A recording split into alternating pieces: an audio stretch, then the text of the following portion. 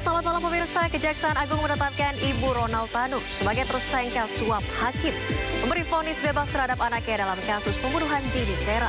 Sementara itu hari ini rakyat Amerika Serikat berbondong-bondong memberikan hak suaranya guna memilih calon kepala negara. Bersama saya Nadia Valeri, inilah Sindo Prime.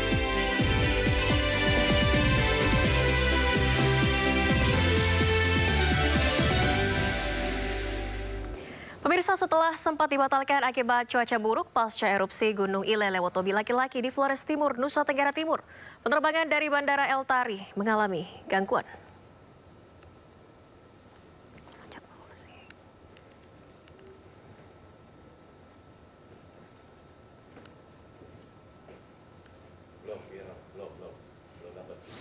Penerbangan dari Kupang, Nusa Tenggara Timur ke 3 bandara di Flores seperti Bandara Gewayantana Larantuka, Bandara Hasan Arobusman, Kabupaten Ende, dan Bandara Soa Bajawa, Kabupaten Ngada sempat dibatalkan pada 4 November akibat cuaca buruk usai erupsi Gunung Lewotobi laki-laki.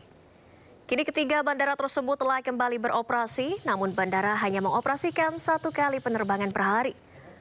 Berbeda dengan sebelumnya di mana bandara biasa menjalankan 2 kali penerbangan per harinya. Sementara itu Bandara Franseda di Kabupaten Sika masih ditutup akibat erupsi Gunung Lewotobi laki-laki.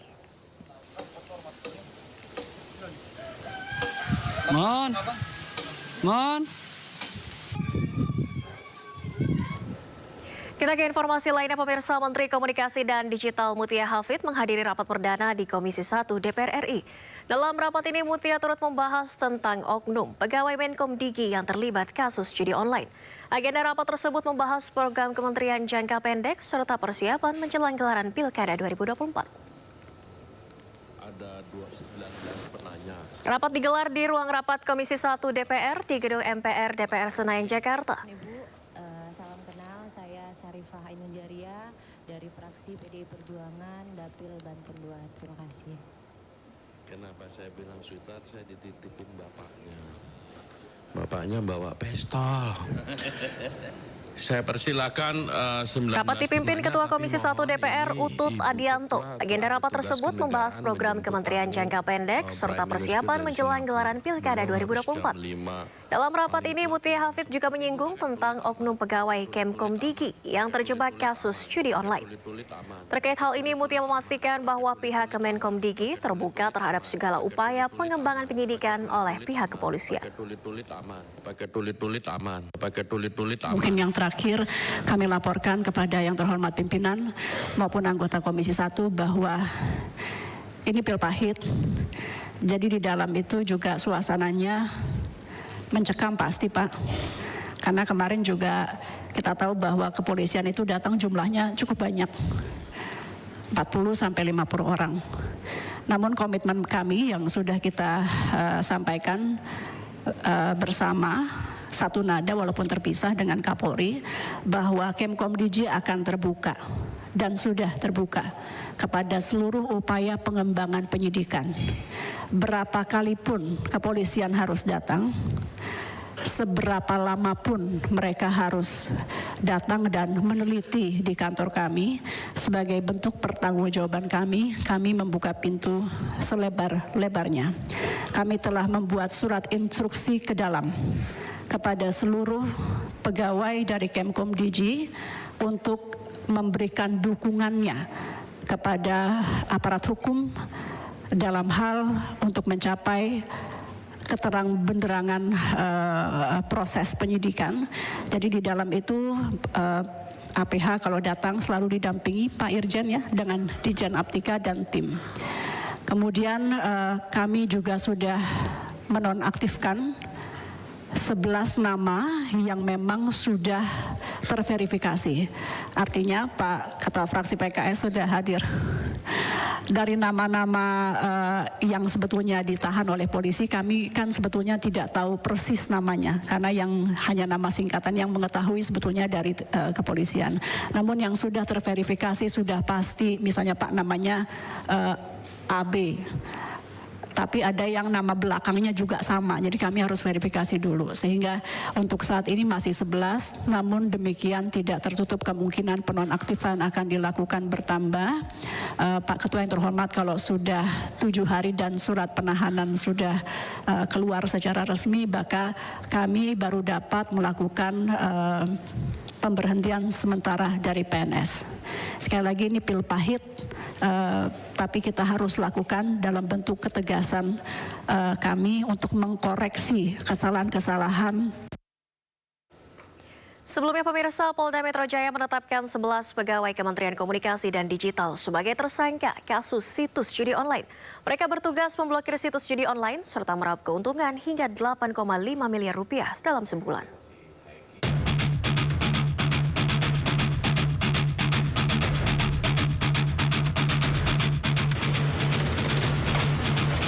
Direktorat Reserse Kriminal Umum Polda Metro Jaya menangkap 16 tersangka terkait situs judi online. Dari total tersangka yang ditangkap, 11 diantaranya merupakan pegawai aktif Kementerian Komunikasi dan Digital. Mereka ditangkap lantaran menyalahgunakan wewenang pemblokiran situs judi online sebanyak 5.000 situs.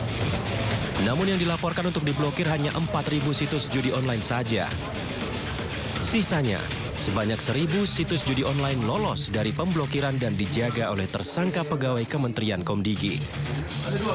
Sementara keuntungan yang didapat dari situs judi online tersebut, tersangka meraup uang senilai 8,5 miliar rupiah dalam sebulan. Fokus hari ini kegiatan penggeledahan. Ya. Terkait apa Pak? Penggeledahan terkait apa? Lokasi yang terkait di online ya. Tersangka berapa? Iya. Nanti ya. Jumlah tersangka. Iya. Sebelumnya 2 lokasi telah digeledah polisi, diantaranya markas situs judi online di kantor satelit Ruko Rose Garden 5, Galaksi Bekasi Selatan, Kota Bekasi, Jawa Barat. Polisi menemukan sejumlah barang bukti, diantaranya belasan komputer yang diduga dioperasikan tersangka sebagai situs judi online. Tak sampai di situ, polisi pada Jumat malam juga menggeledah kantor Kementerian Komunikasi dan Digital. Dalam penggeledahan, 4 tersangka yang merupakan pegawai Komdigi sudah memakai baju tahanan. Penggeledahan ini dilakukan polisi di sejumlah ruangan yang ada di lantai 2 dan 3 Kementerian Komdigi. Hasilnya, polisi mengamankan tumpukan berkas yang berada di dalam kotak kontainer. Tim Liputan iNews melaporkan. Pemirsa, hakim penerima suap atas vonis bebas Ronald Tanur telah tiba di Jakarta. Seluruhnya menjalani rangkaian pemeriksaan dan ditahan selama 20 hari ke depan di rutan Kejaksaan Agung.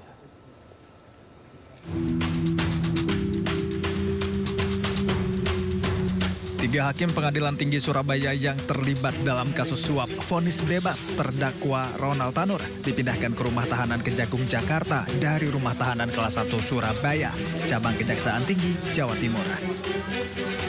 Ketiga hakim ini diterbangkan secara terpisah dan telah tiba di Jakarta pada Selasa siang. Seluruh tersangka dalam kasus suap atas vonis bebas Ronald Tanur ini akan ditahan di rumah tahanan selama 20 hari ke depan. Ketiga hakim yang terlibat diantaranya Erin Tuah Damanik, Mangapul, dan Heru Hanindyo. Selain ketiga hakim penerima suap, 1 orang pengacara juga telah diamankan atas nama Lisa Rahmat.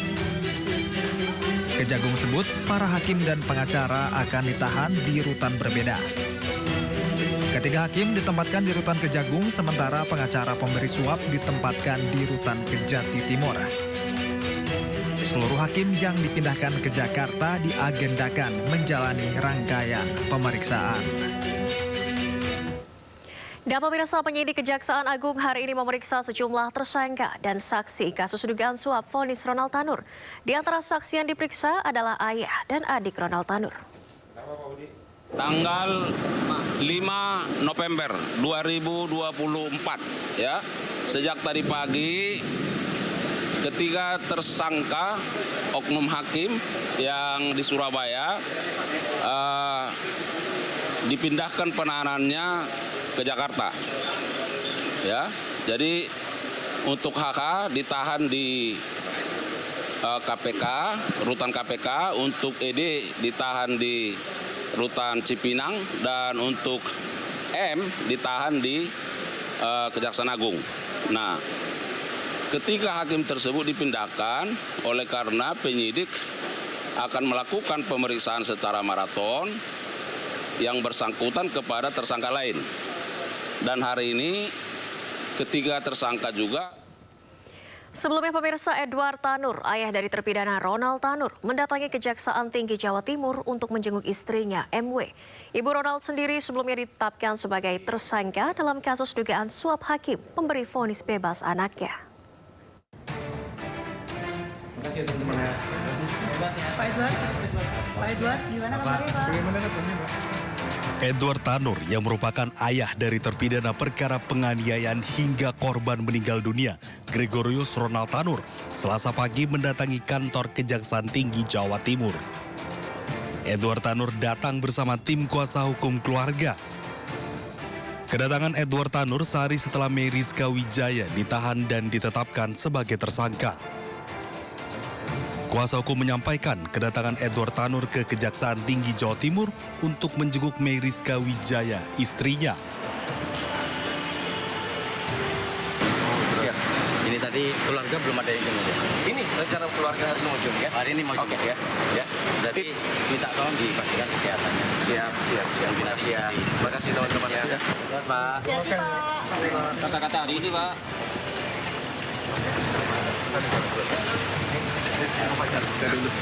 Sementara itu, secara bertahap, 3 hakim Pengadilan Negeri Surabaya tersangka suap dan gratifikasi vonis bebas Gregorius Ronald Tanur dibawa ke Kejaksaan Agung Jakarta.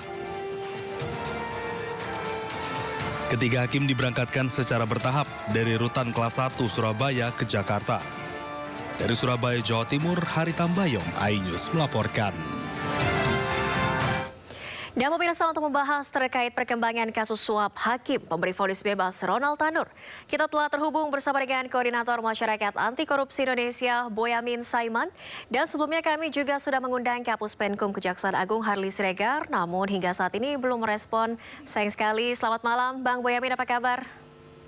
Malam, mungkin Kejaksaan Agung takut nanti saya gugat pra-peradilan kalau tidak dikembangkan perkaranya. Iya. Perkaranya sendiri dikembangkan pencucian uang. Juga kepada pihak-pihak lain yang diduga terlibat, gitu kira-kira gitulah. Iya, Bung Boyamin, Anda melihat dari Maki sendiri melihat perkara ini melibatkan sejumlah pihak dari kuasa hukum, orang tua, hingga ada makelar kasus. Kenapa bisa terjadi suap hakim ini, Bang Boyamin? Ya, satu lemahnya pengawasan, kedua ya pribadi orangnya itu yang tidak amanah. Padahal kan dia ini ditugasi mendatangkan keadilan, dibayar negara loh, itu pakai pajak rakyat untuk mendatangkan keadilan. Ya, dan itu sudah terbukti ketika kasasi Mahkamah Agung menyatakan meskipun di dakwaan yang kedua itu penganiayaan menimbulkan mati, tapi apapun kan paling tidak yang hakim Mahkamah Agung aja yang level kasasi aja mampu melihat itu. Nah, sementara mereka tidak menyidangkan. Nah, kalau hakim pengadilan negeri harusnya lebih tahu dong dia yang menyidangkan kok, gitu kan. Dan ketika dulu alasan membebaskan itu kan macam-macam alasannya, bahwa terdakwa tidak tahu kalau si wanitanya itu terseret mobil, apalagi kelindes. Nah, itu kan suatu yang menurut saya mengada-ada gitu loh. Rekaman CCTV juga ada kok. Dan waktu itu kan bersama dia gitu. Masa seorang pacaran gitu nggak sadar bahwa wanitanya tertinggal atau kelindes itu, terus dia tidak peduli, harusnya menolong misalnya, kan begitu kan. Dari logika-logika yang bisa dibangun oleh hakim, nampaknya itu diabaikan semua ya. Jadi ya, ternyata sekarang ketahuan ada dugaan ini kan, meskipun belum dinyatakan diputus pengadilan loh ya, tapi kan ada sangkaan dan ada tertangkap tangan, dan ternyata ada ini makelar kasusnya, bahkan duitnya di rumah 1 triliun gitu kan. Hampir 1 triliun, dan ini bukan, saya tidak setuju kalau dia dianggap sebagai menembak di atas kuda. Kalau menembak di atas kuda itu sekali 2 kali menipu orang nggak percaya lagi. Sampai mendekati 1 triliun berarti dipercaya, berarti dia just pleng kalau minta tolong dia gitu. Nah, itu setidaknya dari perjalanan dia pernah ikut kemana-kemana, nampaknya dia posisinya udah pensiun pun masih akrab dengan orang-orang petinggi Mahkamah Agung gitu loh. Jadi ini banyak hal yang harusnya oleh penyidik digali, bukan hanya sekedar perbuatan, tapi pihak-pihak lain yang berpotensi untuk diduga terkait, apalagi terlibat gitu. uang itu kan ada 2 rumusan. Kalau Pak Mahfud katanya titipan orang-orang yang belum dicairkan, kalau mungkin oknumnya nunggu pensiun baru diambil gitu. Bisa. Tapi kalau saya punya rumus yang lain. Kalau berdasarkan kasus Surabaya itu kan dia dapat pas 1 miliar, yang diduga untuk nyuap kan 5 miliar. Nah berarti kan 1 berbanding 5. Kalau dia punya 1 triliun, bisa jadi yang telah dibagi 5 triliun malahan. Gitu. Jadi ini harus rumus minimal dan rumus maksimal itu betul-betul digali oleh penyidik. Itu Nadia. Iya, artinya Bang Boyamin dari Maki melihat ada potensi penambahan tersangka? Harus, bukan potensi melihat aja. Karena siapa saja Bang Boyamin? Ya, kita percayakan sebenarnya penyidik, meskipun saya punya gambaran dikit-dikit lah. Nanti kalau tidak dikembangkan, saya gugat pra-peradilan. Dengan data saya yang saya punya, saya adu. Sehingga masyarakat tahu, seperti beberapa kasus yang dulu tertutup, saya gugat pra-peradilan, mulai terbuka gitu. Karena kalau saya buka di sini nanti pencemaran nama baik nanti ya. Jadi ya kita Tapi sudah ada upaya hukum bahkan dari Maki ya? Ya, iya pastilah. Kalau enggak nanti dikira saya bagian dari itu nanti ya, malah repot saya kan. Baik, Bang Boyamin, tapi ini kan memang tadi seperti yang Anda sebutkan, ini kasus yang menarik perhatian publik. Bahkan rekaman CCTV sudah jelas beredar di media sosial. Kenapa 3 hakim ini berani menjatuhkan vonis menerima suap untuk menjatuhkan vonis tidak tanggung-tanggung, vonis bebas? Ya karena sudah terbungkus oleh itu tadi uang. Jadi ya bahasanya sederhana, kalau uang itu pada posisi yang istilahnya bisa membuat mata gelap gitu loh. Itu yang menurut saya yang menjadikan kenapa mau dan sampai level membebaskan. Mestinya ya kalau boleh saya ngajari bisa jadi gini loh ya. Ya hukumannya yang ringan aja lah kira-kira gitu. Tapi kalau membebaskan itu kan ini bertarung dengan urusan nyawa. Di Mesir kuno aja, kalau ada orang terbunuh, pelakunya tidak ditemukan, rajanya marah sampai mengangkat detektif swasta itu kan zaman Mesir kuno. Karena apa? Dia takut nanti kalau ini pembunuhnya tidak ketemu, waktu itu korbannya bahkan pendeta gitu kan. Nah itu takut kalau nanti panen rayanya akan gagal, sehingga rakyat akan memberontak. Begitu loh, jadi level-level itu. Maka kemudian ini harus sedikit empati terhadap korban lah gitu kan. Setidaknya pasal yang paling ringan itu dia tidak menolong, bisa jadi kan begitu. Dia malah kabur atau ya penganiayaan apapun, kemudian salah satu penyebab meninggal meskipun memang dia punya penyakit paru-paru misalnya. Kalau tidak dianiaya, apakah dia meninggal? Kan pertanyaan-pertanyaan sederhana. Nah inilah karena kekuasaan uang gitu, maka menjadi ini semua tertutup. Padahal saya yakin hakim manapun itu akan mampu mengendus karena memang dididik dan disuruh untuk mengendus itu. Gitu. Jadi seperti kasus-kasus korupsi itu kan hakim pintar-pintar itu mengendus orang mau berkelit kayak apa gitu kan. Nah, seperti kemarin misalnya sidangnya yang menyangkut Harvey Muiz, dia langsung ditegur ketika dia nyerocos gitu kan, mengendus gitu kan. Jadi itu kalau hakim itu diberi kebebasan dan kemudian tidak diarahkan, apalagi tidak ada uang di situ, hakim kelihatan pintar-pintar kok. Saya tahu persis beberapa nonton persidangan atau mengikuti persidangan itu rata-rata jago-jago mengendus orang mau berkelit atau orang yang mau menutup-nutupi. Jadi ini sesuatu yang memang keahliannya jadi tumpul karena ya semata-mata uang Nadia. Iya. Bung Boyamin, ini kan dari kasus vonis bebas Ronald Tanur terungkap ada mafia kasus Zarov Richard. Bagaimana bisa mengusut kasus-kasus perkara sebelumnya yang telah diputus yang ternyata ada campur tangan maklar kasus ini? Masih mungkinkah, Bang Boyamin? Sangat mungkin kan dari HP-nya yang Jack R ini kan saya yakin sudah disita oleh penyidik. Nah itu kan bisa dilacak komunikasinya dengan siapa-siapa. Itu meskipun misalnya hanya ketemu komunikasi, tidak ada isinya begitu, bisa dilacak kok urusan apa, dicek, ini urusan kasus perdata apa, yang nilainya gede, yang harusnya menang ini tapi kemudian tidak dimenangkan misalnya, itu artinya pada posisi bisa dianalisa, gampang itu kalau mau dikembang, asal gitu penyidiknya tidak berusaha melokalisir gitu. Saya yakin mampu penyidik kalau mau mengembangkan itu. Gampang kok dari proses sekarang IT itu kan lebih mudah lagi. Misalnya GPS, misalnya dia menemukan ketemu siapa, kan ketahuan juga siapa yang ketemu di situ, handphonenya siapa yang terlacak di situ, di rumah makan atau di hotel atau di tempat pertemuan tersembunyi pun masih mampu dilacak. Sebenarnya gampang aja kalau ada temuan. Tapi saya khawatir itu misalnya dilokalisir gitu kan. tidak dilacak, tidak dikembangkan. Ya nanti kita gugat lah kalau sampai tidak dikembangkan, karena ini sesuatu yang menurut saya ini semakin zaman transparan, masyarakat juga akan jengkel kalau ini kemudian hanya dilokalisir. Nggak mungkin logikanya kalau ini hanya kemudian dia lupa atau kemudian itu hanya satu perkara atau dua perkara. Nggak mungkin kalau bicara angka sampai mendekati 1 triliun. Jadi kita kawal bersama lah nanti. Masih. Ya, Bang Boyamin, di mana menurut Anda celah yang bisa diperbaiki untuk menghapus, memberantas adanya makelar kasus ke depannya? Ya, tetap pertama saya setuju kalau gaji hakim itu dinaikkan karena memang sudah 12 tahun tidak naik. Itu tapi nomor 29 lah. Tapi sebenarnya satu persoalan itu kan keteladanan kalau saya. Sepanjang pimpinan Mahkamah Agung itu memberikan keteladanan, empati terhadap orang miskin, tidak bergaya hidup mewah, tidak main golf yang kemudian diketahui masyarakat.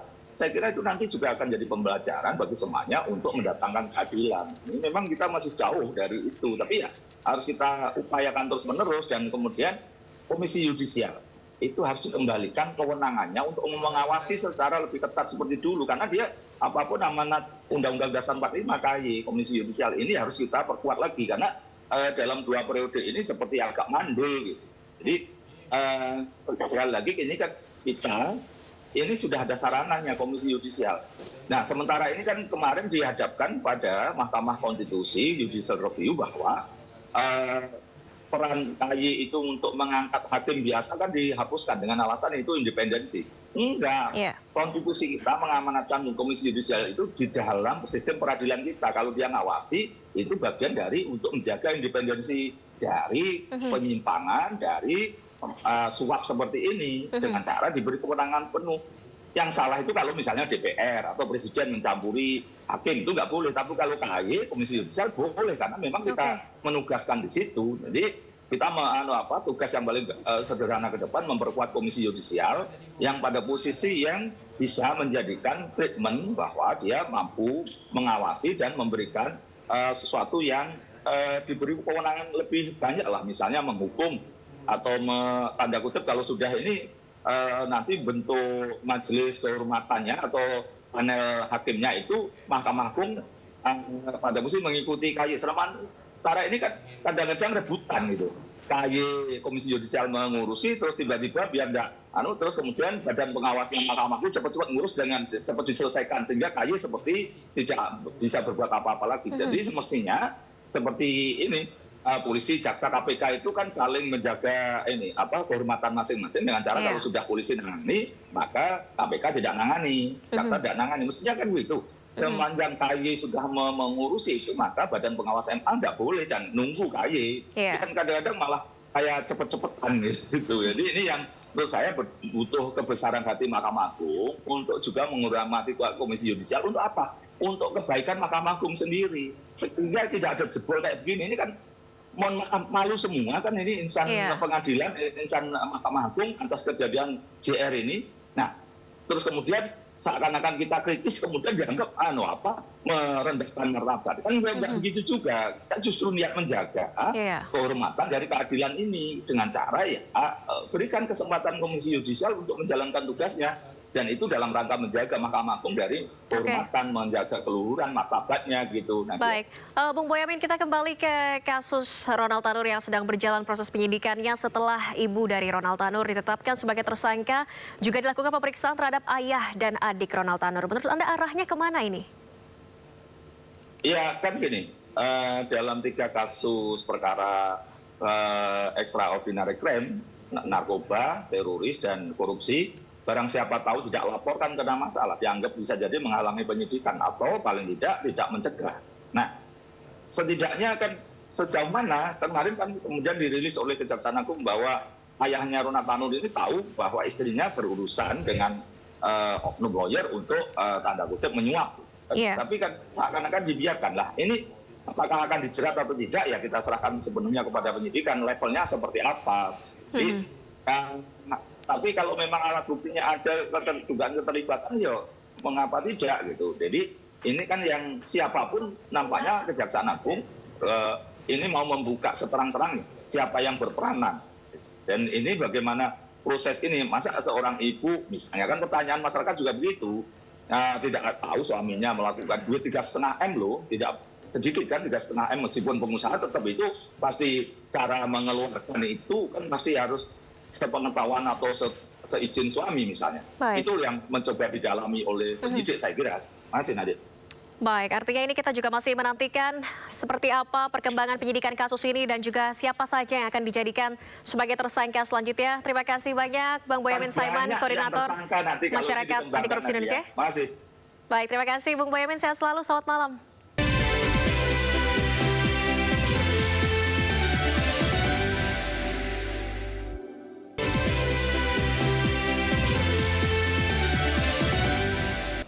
Ya pemirsa, hasil polling terakhir beberapa lembaga menunjukkan persaingan ketat antara kandidat Presiden Partai Republik Donald Trump dan Partai Demokrat Kamala Harris.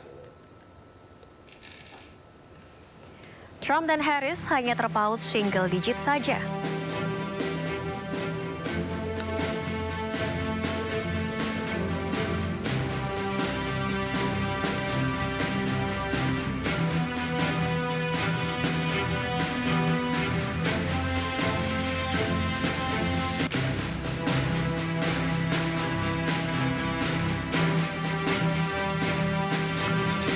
Dari hasil survei beberapa lembaga pemirsa,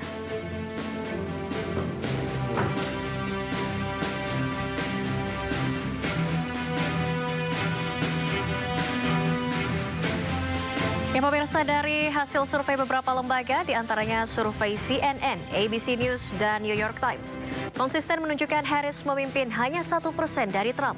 Sementara survei hasil kolaborasi NPR, PBS News, dan Marist menunjukkan Harris memimpin 4% dari Trump. Meski demikian, hasil terakhir tentu saja ditentukan dari perolehan suara. Trump dan Harris harus bertarung meraup 270 suara elektoral atau lebih demi memenangkan kursi tertinggi di Gedung Putih nanti.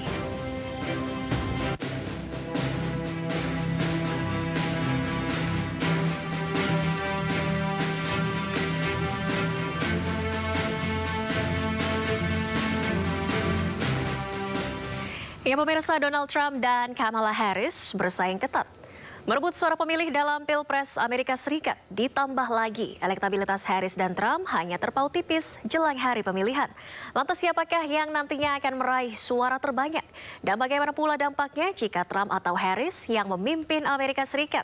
Kita akan membahasnya bersama sejumlah narasumber kami malam hari ini pemirsa. Ada diaspora di Amerika Serikat,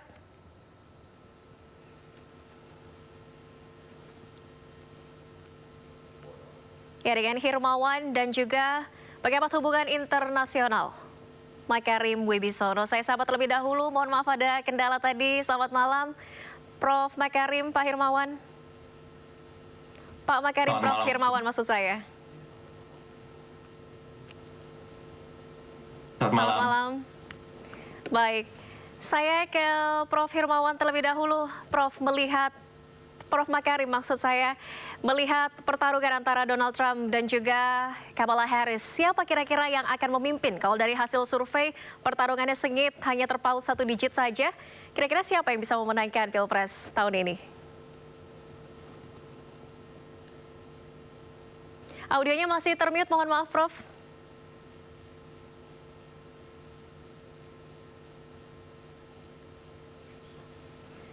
Prof. Makarim, mohon maaf, kami belum bisa mendengar suaranya, audionya masih termute.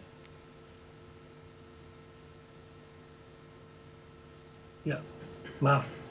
Kalau kita lihat pemilihan umum di Amerika Serikat tahun ini merupakan tahun yang sangat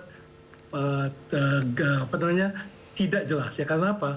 Karena masalah-masalah yang dihadapi oleh masyarakat Amerika Serikat ini, baik masyarakat di dalam negeri maupun di luar negeri, itu masih membutuhkan berbagai masalah yang perlu ketegasan dari pemimpin Amerika Serikat. Seperti diketahui, ya sekarang kita melihat bahwa Donald Trump sekarang memberikan kecaman-kecaman yang tegas sekali mengenai keadaan-keadaan yang dihadapi oleh Amerika Serikat. Sedangkan Kamala Harris coba memberikan gambaran-gambaran yang optimis ya mengenai masa depan Amerika Serikat. Jadi sekarang ini masyarakat Amerika Serikat dihadapkan pada dua visi yang agak berbeda, yang bedanya juga tidak banyak gitu. Jadi oleh karena itu saya melihat bahwa banyak sekali terjadi swing pergeseran suara pada saat-saat sekarang ini. Oleh karena itu ya, seperti Pennsylvania, kita lihat kan bagaimana Kamala Harris maupun juga Donald Trump pay attention pada Pennsylvania ya, karena dia mempunyai 19 anggota untuk di Electoral College-nya itu. Jadi oleh karena itu kita harus melihat dengan seksama bahwa perbedaan yang ada antara dua kandidat ini sangat tipis. Oleh karena itu pergeseran antara satu tempat ke tempat lain itu bisa merubah arah daripada voting yang terjadi itu. Iya. Prof. Makarim, ini kan desakan yang paling besar dari pemilih adalah siapa pemimpin yang bisa menghentikan konflik di Timur Tengah. Menurut Anda antara Trump dan Harris, mana yang paling berpengaruh untuk menghasilkan diplomasi yang bisa menghentikan ataupun memperbaiki konflik di Timur Tengah? Kalau kita lihat ya, Kamala Harris ini kan deputi daripada atau wakil daripada Biden ya. Nah Biden ini kan kelihatan sangat tidak pasti mengenai langkah-langkah yang diambil karena prinsipnya dia itu sangat pro-humanitarian, human rights dan sebagainya. Tetapi pada waktu ada gejolak human rights yang ada di Gaza maupun juga di Lebanon, maka Amerika Serikat tidak berbuat sesuatu yang konkret untuk menghentikannya. Tetapi kita melihat juga ya bahwa di dalam kampanye-kampanyenya itu Donald Trump mengatakan bahwa dia yang bisa menghentikan peperangan di dunia ini. Dia bisa mengatakan bahwa Ukraina akan berhenti, ya demikian juga konflik di tempat lain. Nah, kalau kita lihat dari kampanyenya, ya tampaknya yang pro mengenai keadaan-keadaan kekerasan ataupun konflik yang ada itu Donald Trump yang diharapkan bisa melakukan itu. Tetapi jangan lupa bahwa antara Kamala Harris dan juga Joe Biden itu juga ada dinamika yang berbeda. Ya, kalau kita lihat bahwa Kamala Harris di dalam kampanye yang terakhir secara jelas menyatakan bahwa dia ingin menghentikan kasus-kasus pelanggaran HAM yang berlaku yang ada di Gaza itu. Jadi ini merupakan suatu gejala yang perlu juga diperhatikan secara seksama. Oke, baik. Saya ke Mas Hermawan. Mas Hermawan, menjelang pemungutan suara, bagaimana situasinya saat ini di sana? Untuk situasi sepertinya sih teman-teman saya yang warga negara Amerika Serikat merasa cukup was-was dengan apa yang terjadi, mengingat mereka melihat dari berbagai banyak polling yang ada, semua perbedaan suaranya itu ada di margin of error. Jadi apapun bisa terjadi, dan juga ini bisa kita bilang swap, jadi kayak suaranya bisa sangat dominan baik untuk Kamala Harris atau Presiden Donald Trump, karena sistem pemilihan Amerika Serikat yang cukup berbeda dari Indonesia seperti itu. Iya, tapi melihat kekuatan mereka di 7 swing states ini bagaimana, Mas? Kalau bisa dibilang sih mereka sangat-sangat cukup seimbang ya, mengingat karena baik dari Donald Trump dan Kamala Harris, misalnya contohnya saya tinggal di dekat negara bagian Pennsylvania yang merupakan bisa dibilang swing state paling utama pada waktu election kali ini. Sempat Kamala memimpin selang beberapa lama, lalu kemudian Donald Trump mengambil alih, lalu kemudian kembali lagi ke Kamala awal bulan Oktober, lalu sekarang dengan kemarin Musk juga memberikan dana kampanye yang besar dan specifically mentarget Pennsylvania, itu sekarang berimbang kembali, dan jadi ya memang susah diprediksi apa yang akan terjadi pada hari ini. Oke, dari rekan-rekan di sana mungkin sempat berbincang apa faktor yang membuat mereka memilih Trump maupun Harris, mungkin dari isu-isu apa yang disuarakan yang kemudian menjadikan faktor terkuat untuk memilih salah satunya. Iya, mungkin karena saya berada di lingkungan perguruan tinggi di Amerika Serikat, mayoritas pendukung yang ada di kampus adalah untuk mendukung Kamala Harris, karena memang mereka concern karena Trump kan dianggap anti demokrasi, anti kritik begitu. Sedangkan kalau melihat secara umum dengan diskusi-diskusi dengan teman-teman, ada juga beberapa teman-teman diaspora Indonesia yang sudah menjadi warga negara Amerika Serikat yang mendukung Trump. mereka menyuarakan sebenarnya dukungannya itu lebih karena masalah faktor ekonomi, masalah kita melihat setelah panjang ke masa kepemimpinan Joe Biden ini masih banyak ada kritik tentang inflasi dan tentang hal-hal yang mengenai kayak infrastruktur dan juga maksud saya produksi nearshoring, onshoring seperti itu. Baik, saya kembali ke Prof. Makarim melihat hasil survei terkini menjelang pemungutan suara. Apakah menurut Anda akan terjadi landslide victory? Kalau saya lihat kemungkinan itu bisa saja terjadi pada saat-saat terakhir ya. Tetapi kita perlu melihat ya bahwa sekarang ini masyarakat Amerika Serikat ini terbelah pada masalah ketegangan-ketegangan yang ada di luar ya. Bagaimana kejadian di Ukraina, bagaimana kejadian di Timur Tengah ya, dan juga mereka juga ingin siapapun yang menang itu harus bisa membawa kedamaian terhadap masalah-masalah itu karena mereka sudah mulai merasa itu merupakan beban yang tidak menyenangkan. Kedua juga yang jadi masalah itu adalah juga ada gejolak-gejolak ekonomi yang ingin diredamkan dan ingin diperbaiki lagi ya. Nah kalau terus selalu terbenam di dalam suatu konflik-konflik yang besar, ya mereka kapan dia melaksanakan perbaikan atau pengembangan ekonominya. Jadi ini merupakan harapan dari masyarakat Amerika Serikat itu. Oke, Prof. Makarim, Mas Himawan, sebelum kita melanjutkan dialognya ada informasi terlebih dahulu. Baik, saya kembali ke Prof. Makarim, Prof. Tanggapannya atas perbedaan antara Trump dan Harris ini. Ya, kita kan melihat ya bahwa prinsip dasar daripada Republikan itu kan bahwa mereka pendekatan konservatif yang selalu dilaksanakan. Sedangkan kalau konsep dasar dari demokratis itu kan mereka itu mendorong gagasan-gagasan mengenai demokrasi, kemerdekaan, dan humanitarian, human rights, dan sebagainya. Nah tentunya garis besar visi daripada pimpinan-pimpinan yang berasal dari Partai Demokrat selalu akan mengarah kepada bagaimana mencoba mengatasi masalah mengenai pelanggaran human rights, bagaimana mengenai kekejaman humanitarian, bagaimana usahakan agar ada kepastian agar Israel sendiri jangan menjadi korban daripada serangan yang dilakukan oleh pihak-pihak yang mengganggu. Jadi sebenarnya harapan daripada Kamala Harris mengenai penyelesaian masalah Gaza itu akan lebih besar dibandingkan dengan apa yang dibayangkan oleh Donald Trump apabila menjadi Presiden Amerika Serikat. Saya ke Mas Hirmawan. Mas Hirmawan, bagaimana dengan posisi mayoritas warga Amerika Serikat di sana terhadap perang ataupun konflik di Timur Tengah? Mungkin untuk saya sepakat dengan apa yang disebutkan oleh Prof. Makarim tadi. Isu ini juga cukup menjadi concern terutama untuk komunitas-komunitas Muslim dan komunitas-komunitas Arab yang ada di Amerika Serikat. Setahu saya dari berita-berita yang masuk menjelang pemilu kan sempat pada waktu primary atau pada waktu pemilihan calon presiden dari masing-masing partai ada beberapa super PAC atau sekelompok organisasi warga Amerika Serikat yang mendorong Demokrat untuk undecided voter begitu. Jadi mereka merasa isu ini tidak terlalu dianggap penting oleh Demokrat, jadi mungkin itu beralih menjadi komentar dari Vice President Kamala Harris tentang bagaimana itu juga menjadi concern untuk Demokrat saat ini. Oke. Mas Hirmawan, bagaimana dengan mekanisme dari pemungutan suara di sana dan juga jika nantinya ada potensi seperti tadi yang Prof sampaikan kalau ada landslide victory? Iya, untuk di sini sendiri untuk pemilihan presiden cukup berbeda dengan di Indonesia. Jadi bukan suara mayoritas yang akan menang, tetapi ada sistem electoral college. Jadi seperti pada waktu dahulu tahun 2016, kebetulan saya sudah ada di sini pada waktu itu.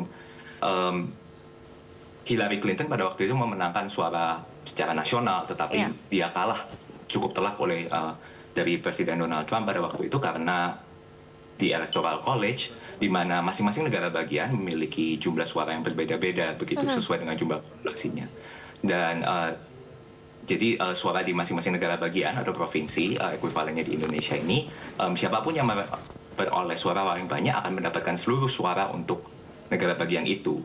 Nah, disinilah makanya ada swing-swing state ini yang di mana margin-margin kecil ini bisa menentukan jumlah suara yang sangat banyak. Contohnya Pennsylvania memiliki 19 electoral college vote dari total yang ada di seluruh Amerika itu ada di jumlah 538. Jadi jumlah itu cukup besar gitu, lebih dari satu.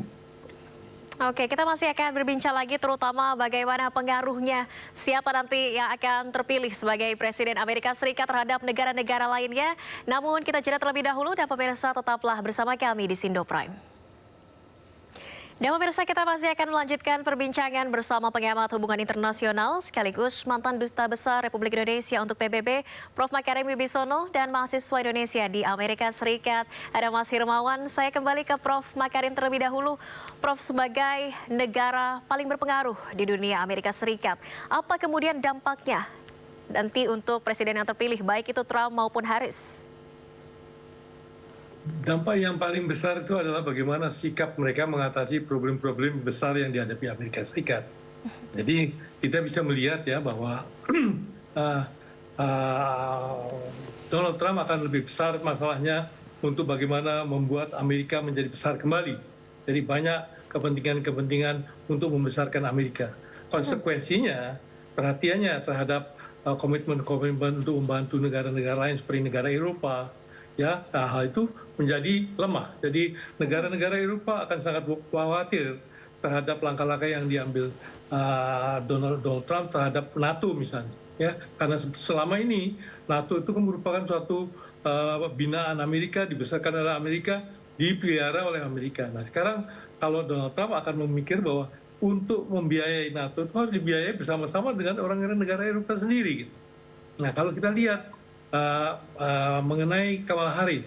Nah, Kamala Harris itu kan sudah menyatakan bahwa dia akan berbuat sekuat tenaga untuk menghentikan masalah perang di Gaza. Nah, orang akan melihat apakah yang dikatakan oleh Kamala Harris pada waktu kampanye itu merupakan suatu hal yang bisa direalisir atau hanya merupakan suatu janji-janji yang mengukir langit saja. Nah, oleh karena itu kalau menurut hemat saya, memang ini semua akan berperanan besar pada dampak daripada bangsa-bangsa lain. Kedua yang saya perhatikan juga, kita sekarang melihat bagaimana lembaga internasional seperti Perserikatan Bangsa-Bangsa tidak bisa berespons terhadap gejala-gejala yang ada di dunia ini.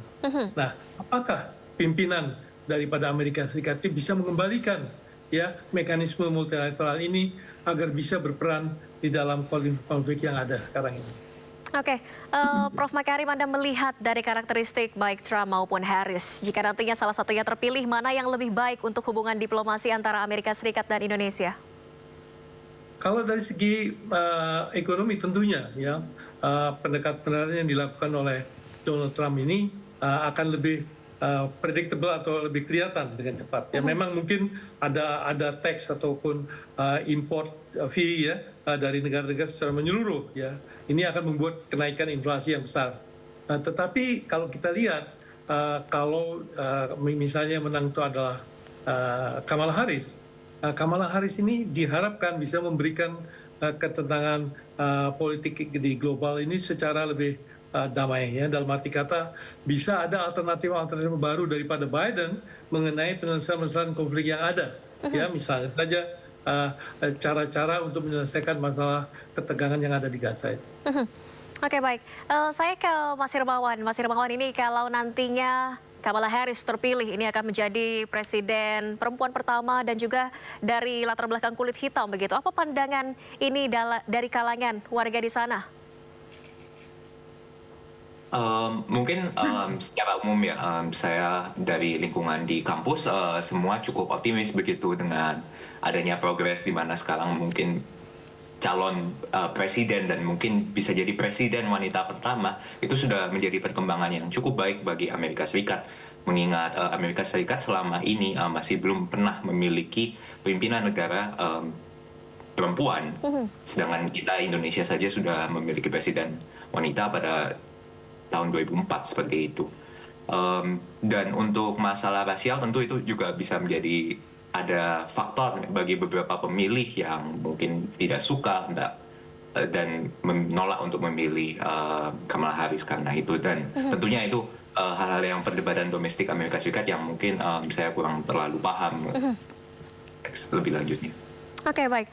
Mas Hirmawan, kalau dari warga Amerika Serikat sendiri bagaimana menanggapi janji-janji dari masing-masing calon presiden pada saat kampanye? Mereka juga saling melontarkan kritik-kritik cukup keras terhadap satu sama lain. Iya, betul sekali. Saya melihat secara langsung dari teman-teman saya dan perdebatan-perdebatan baik secara langsung maupun di dunia maya, isu-isu yang banyak yang diangkat adalah sebenarnya untuk warga negara Amerika Serikat sendiri, mungkin terutama juga spesifik untuk mahasiswa adalah tentang kebebasan berpendapat, demokrasi yang di Amerika Serikat yang bisa dibilang menjadi contoh bagi banyak negara di dunia. Dan di satu sisi Donald Trump ingin mengurangi kebebasan-kebebasan yang ada, tetapi di sisi lain juga beberapa teman-teman di sini concernnya lebih ke arah ekonomi seperti yang tadi sudah dijelaskan. Seperti itu. Oke, baik. Dari dua calon presiden Harris dan juga Trump, apa nanti imbasnya untuk para diaspora, para WNI Indonesia, warga negara Indonesia di Amerika Serikat jika nantinya salah satunya terpilih? Kalau untuk imbas secara langsung mungkin agak susah dilihat, diprediksi ya. Tapi seperti tren saat ini dari diskusi saya dengan teman-teman juga, kemungkinan besar Amerika siapapun yang terpilih akan menjadi lebih isolasionis atau bisa dibilang mereka akan memfokuskan concern mereka untuk kepentingan-kepentingan domestik dibanding dengan internasional, dan mungkin bisa terjadi terutama kita yang ada di lingkungan kampus adalah cukup ketat untuk sekarang misalnya untuk menjadi profesor. Baru-baru aja sama kemarin beberapa profesor yang disinyalir memiliki hubungan dengan negara asing terutama Cina mulai dituntut karena mereka tidak melaporkan mendapat dana dari pemerintah Cina dan mentransfer teknologi seperti itu. Jadi mungkin isu-isu isolasionis ini bisa menjadi salah satu yang titik concern bagi diaspora Indonesia di masa kepemimpinan presiden berikutnya. Oke, baik. Terakhir saya ke Prof. Makarim. Prof, dari pandangan Anda, prediksi Anda, Trump atau Harris yang menang ini kira-kira? Kalau kita melihat ya, polling terakhir itu ya, kan kita lihat walaupun tipis ya, tapi Kamala Harris ada di atas daripada yang Donald Trump. Dan kedua, ya, Donald Trump ini sudah memberikan ancaman-ancaman terhadap bagaimana outcome sesudah hasil pemilihan umum itu dikemukakan. Ya, dikatakan bahwa ini pemilihan umum pasti yang menang adalah Donald Trump. Kalau dia kalah itu berarti ada kecurangan yang terjadi yang dilakukan oleh Kamala Harris. Jadi ini memberikan semacam ketegangan di dalam batin masa pemilih-pemilih itu mengenai bagaimana setelah hasil ini telah diumumkan.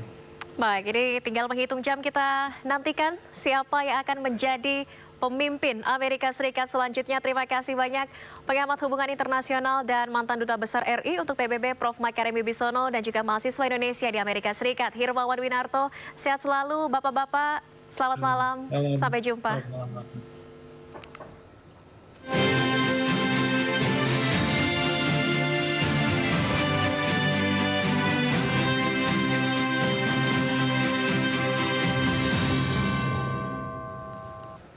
Pemirsa, calon gubernur nomor urut 1 Ridwan Kamil belusukan di kawasan Pasar Tanah Abang, Jakarta Pusat. Setelahnya RK menghadiri deklarasi Rumah Jakarta Bersatu yang mewadahi 18 organisasi di Tanah Abang.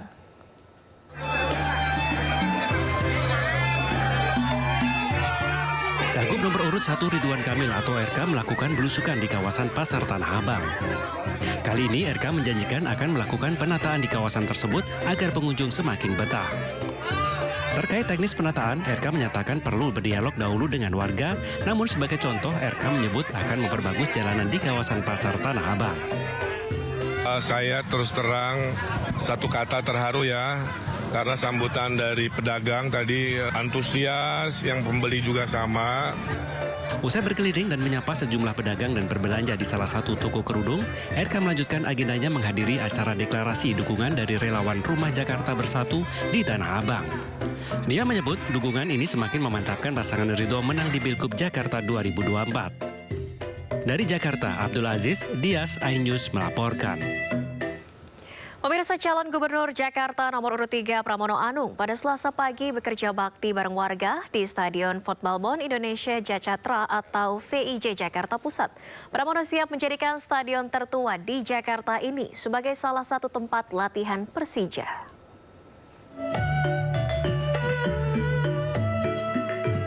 Calon Gubernur Jakarta nomor urut 3 Pramono Anung disambut meriah warga dengan iringan musik saat mendatangi Stadion Fotbalbon Indonesia Jacatra atau VIJ Jakarta Pusat.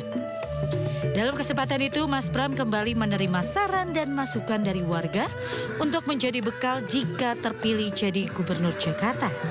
Mas Pram juga mengaku siap menjadikan Stadion VIJ yang merupakan stadion tertua di Jakarta ini menjadi salah satu tempat latihan Persija. Problem utamanya di sini airnya kalau hujan nggak keluar. Kalau itu bisa dilakukan maka bisa menjadi base camp-nya Persija. Dan yang kedua tadi ada pertanyaan bagaimana dengan pembinaan kepada klub-klub yang ada. Saya akan menginisiasi untuk 44 kecamatan yang ada Piala Gubernur. Dan kalau itu kompetisinya diadakan secara rutin, itu bisa menjadi tempat untuk rekrutmen para pemain yang akan bermain di Persija. Dalam belusukannya itu, Mas Pram juga akan mengikuti kerja bakti bareng warga di sekitar Stadion VIJ. Dari Jakarta, Anissa Septiarani, Abdul Rosyid, iNews melaporkan. Pemirsa, elektabilitas pasangan calon gubernur dan wakil gubernur Jakarta nomor urut 3 Pramono Anung Rano Karno mengungguli paslon nomor urut 1 Ridwan Kamil Suswono. Menurut hasil survei Litbang Kompas periode 20 hingga 25 Oktober 2024. Survei Litbang Kompas menyebut elektabilitas paslon nomor urut 1 Ridwan Kamil Suswono di angka 34,6%. Paslon nomor urut 2 Dharma Pongrekun Kunwardana di angka 3,3%. Sedangkan paslon nomor urut 3 Pramono Anung Rano Karno di angka 38,3%. Responden yang menjawab tidak tahu atau belum menentukan pilihan sebesar 23,8%. Sementara itu pemirsa, menurut hasil survei lembaga LSI Deni JA, pasangan nomor urut 1 Ridwan Kamil Suswono unggul tipis dari paslon nomor urut 3 Pramono Rano Karno. Berdasarkan hasil survei yang dilakukan lembaga LSI Deni JA periode 16 hingga 22 Oktober 2024, elektabilitas Ridwan Kamil Suswono sebesar 37,4%. Disusul pasangan Pramono Anung Rano Karno di angka 37,1%. Sedangkan pasangan independen Dharma Pongrekun Kunwardana memperoleh elektabilitas 4%. Responden yang belum menentukan sikap yakni sebesar 21,5%.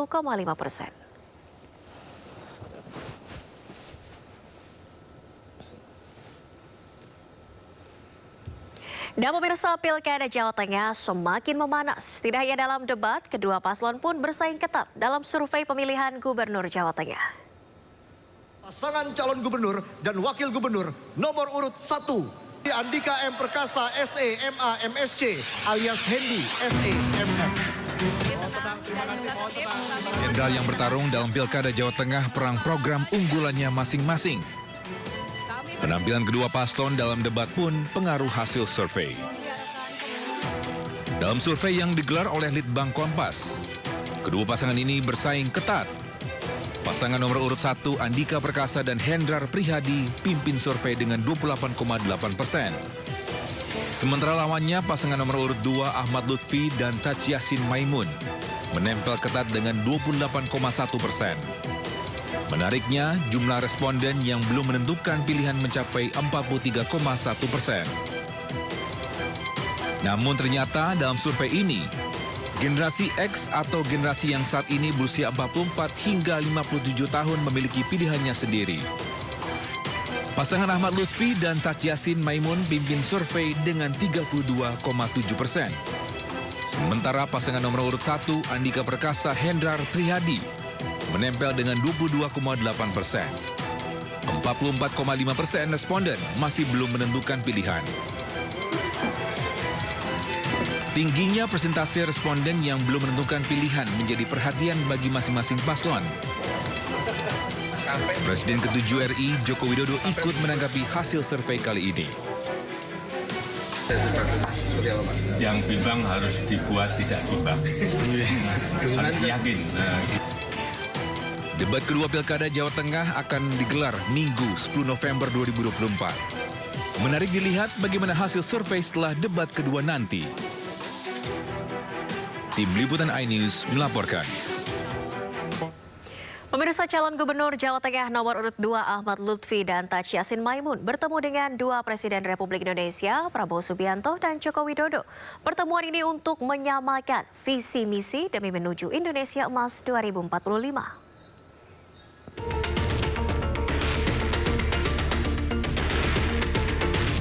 Pertemuan calon gubernur Jawa Tengah nomor urut 2 Ahmad Lutfi dengan Presiden RI Prabowo Subianto dan Presiden ke-7 RI Joko Widodo berlangsung di Solo hari Minggu 3 November kemarin. Dalam keterangan di media sosialnya, Ahmad Lutfi menyatakan pertemuan ini untuk menyamakan visi dengan pemerintah pusat demi menuju Indonesia Emas 2045. Sebelumnya, Ahmad Lutfi bersama dengan Taj Yassin sempat berdiskusi dengan Presiden ke-7 RI Joko Widodo. Ahmad Lutfi ucapkan terima kasih atas wejangan yang diberikan kepada paslon nomor urut 2 ini. Tim Liputan iNews melaporkan. Sementara itu, lawannya pemirsa calon gubernur Jawa Tengah nomor urut 1 Andika Perkasa terus bersiap untuk debat kedua Pilkada Jawa Tengah. Andika bahkan mengevaluasi penampilan dirinya dan wakilnya Hendrar Prihadi dalam debat pertama Pilgub Jawa Tengah.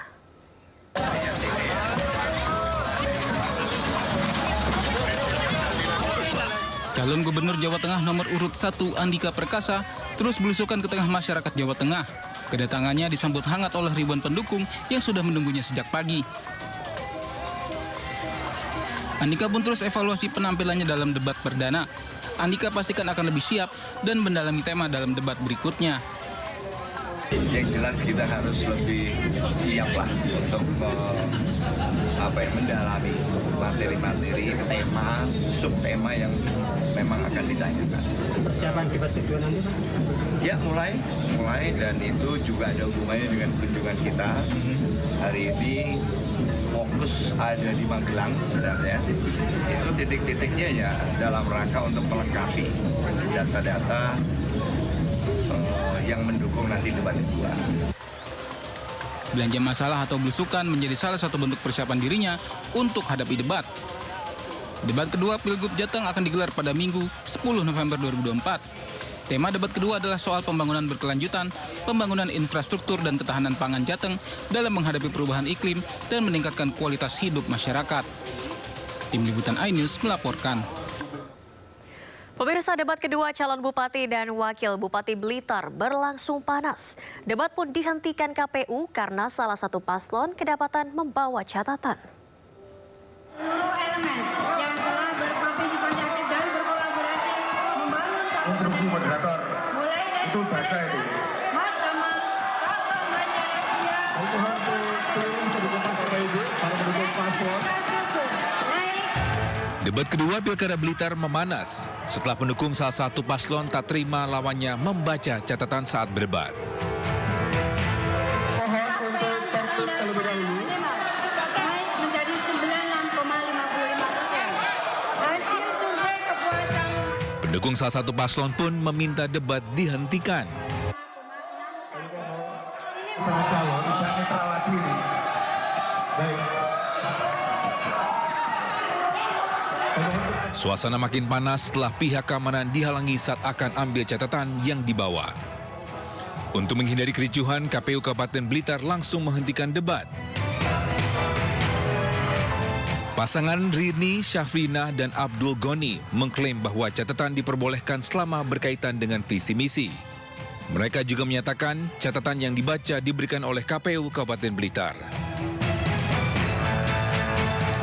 Selama itu dalam konteks visi misi diperbolehkan. Ini tadi print out-nya dari KPU atau sendiri? Akhirnya kita ini sendiri. Karena dari KPU ya? Dari KPU. Sementara KPU dan Bawaslu Kabupaten Blitar menyatakan catatan yang diberikan KPU berupa slide bukan buku. Kalau catatan yang dikasih KPU itu kan ada tandanya ya, ada tandanya, jadi hanya 2 lembar, jadi 2 lembar sehingga tidak berupa buku. Kalau berupa buku ya bisa dilihat sendiri teman-teman seperti apa. Setelah dihentikan oleh KPU, kedua pasangan calon dan tim pendukung yang datang ke acara debat meninggalkan ruang debat. KPU dan Bawaslu akan selidiki dugaan pelanggaran debat Pilkada Blitar. Dari Blitar, Jawa Timur, Robi Ridwan, iNews melaporkan.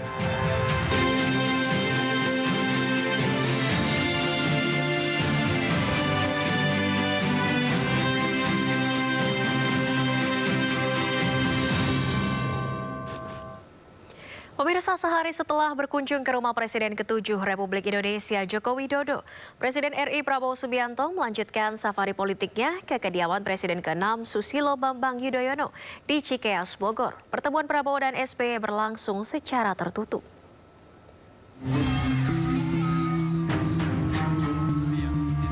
Presiden Prabowo Subianto bertemu Presiden ke-6 Susilo Bambang Yudhoyono di kediamannya di Cikeas, Bogor, Jawa Barat, Senin malam 4 November 2024. Pertemuan berlangsung saat Partai Demokrat menggelar acara bimbingan teknis nasional di Jakarta. Pertemuan tertutup ini tidak dihadiri Ketua Umum Partai Demokrat yang juga Menteri Koordinator Infrastruktur dan Pembangunan Wilayah Agus Harimurti Yudhoyono. Ditemui di tempat terpisah dalam acara BIMTEK Nasional Partai Demokrat di Jakarta, AHY mengatakan pertemuan yang berlangsung sekitar 1 jam itu diisi dengan jamuan makan malam antara dua tokoh bangsa yang bersahabat. Dua sahabat, dua tokoh, dua pemimpin yang selalu ingin berbagi cerita, saling menguatkan satu sama lain. Saya nggak tahu apa pembicaraannya karena ini pertemuan tertutup ya sebetulnya ya, tetapi yang jelas saya rasa ini ada sesuatu yang baik ya, yang bisa ditiru oleh kita semua. Sebelumnya, Presiden Prabowo Subianto berkunjung ke kediaman Presiden ke-7 Republik Indonesia Joko Widodo di Solo, Jawa Tengah pada Minggu 3 November 2024.